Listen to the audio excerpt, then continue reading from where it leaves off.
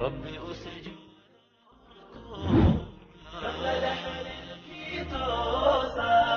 ربي أسجد بريا ربي أركوع سجودا. halow dadweynaha ku xihan janaalka sahanwade marka hore waxaan ku leeyahay ramadaan kariim meel walba oo aad dunida ka joogti. waxaa mahad celinta koobaad iska leh alla subxaanahu wa tacaala oo annagoo caafimaad qabna na soo gaarsiiyey halkan. waa bishii khayrka la isku baraarujin lahaa, waa bisha ay xumaanta ka tagaan dadka alle iyo rasuulkiisa rumeeyey. bisha ramadaan dhexdeeda waxaa ah nimcooyin aan la soo koobi karin. alle subxaanahu wa tacaala wuxuu muslimiinta ku waajib yeelay inay soomaan bishaan barakaysan ee sannadkiiba mar soo marta. goortii aad gaarto bil ramadaan wuxuu ilaahay ku siiyey fursad kale oo aad ugu dhowaan karto, oo aad ku beddeli karto dhammaan dhaqamadii aad lahayd.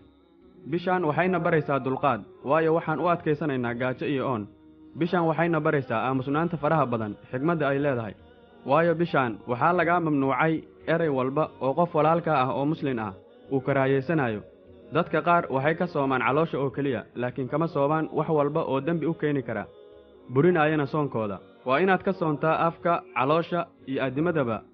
waa inay dhegahaagu maqlaan oo keliya maqalka wanaagsan, indhahaagana aad ka daboysho xumaanta oo dhan. walaal, fursaddan ilaahay ayaana siiyey mar kale ee aan ka faa'iidaysanno. bishaan waxyaalo badan ayay kuu suurtagelinaysaa. waxay ku baraysaa dulqaadka sida loo rumeeyo riyadaada, waayo waxaad u dulqaadanaysaa 12 saac ilaahay dartiis. taasina waxaad ka baranaysaa casharka adkaysiga. haddaba halkan waxaan kugu soo gudbinayaa 5 faa'iido oo ay leedahay bishaan ramadaan dhanka caafimaadka jirkaaga iyo dhan walba oo adiga kugu saabsan. qodobka koobaad, bishaan waa bishii ilaahay subxaanahu wa tacaala uu soo dejiyey qur'aanka kariimka ah. waa bil nimcooyin badan aad ka helaysa akhriska qur'aanka. qur'aanku dadka waa u shafeeca qaadaa maalinta aakhiro.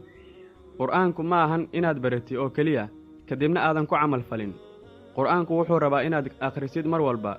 bishaan keliya maahan, waa mar kasta. laakiin bishaan waxay leedahay fadli u gooniya, waayo waa bishii uu soo degay qur'aanka kariimka ah. maalinta aakhiro qur'aanku waa u shafeeca qaadaa dadka, isagoo dhahaya ilaahayow addoonkan intuu i bartay igama tegin ee uu igu camal falay. qodobka labaad, sidoo kale xadiis ka sugnaaday rasuulkeenna sallallahu calayhi wasallam ayaa wuxuu yidhi alle subxaana wa tacaala ayaa yidhi camal walba oo bini'aadan sameeyo isagaa iska leh soonka mooye, balse soonka anigaa leh, anaa sawmun lii wa ana ajsu bih. soonka aniga ayaa leh, aniga ayaana abaal marinayo qofkii ka soo baxa waajibaadkiisa. haddaba walaal, ilaahay ayaa ku abaal marinayo, waana fursad kale oo aad ilaahay ugu dhowaan karto ee ka faa'iidayso. qodobka saddexaad, soonku wuxuu sidoo kale jidhkeenna u leeyahay caafimaad aan la soo koobi karin.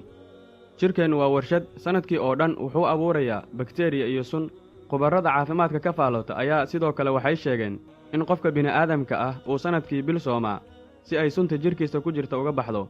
taasina waxaa annaga haddaan muslin nahay noloogu sheegay diinteenna suuban. taasina waa faa'iido kale oo ay leedahay bishaan ramadaan. qodobka afaraad, bishaan waxay dadka wax haysta xasuusisaa dhibaatada ay leedahay gaajada, si uu wax u taro una ogaado dadka mar kasta sidaan u gaajaysan ee masaakiinta ah.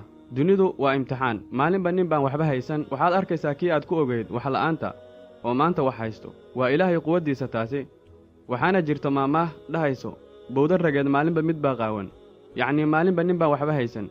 sidoo kale bishaan waxay faa'iido u leedahay walaalaheenna balwadda leh, waxayna u tahay fursad weyn si ay iskaga daayaan balwadda sida sigaarka, jaadka iyo wixii la mid ah.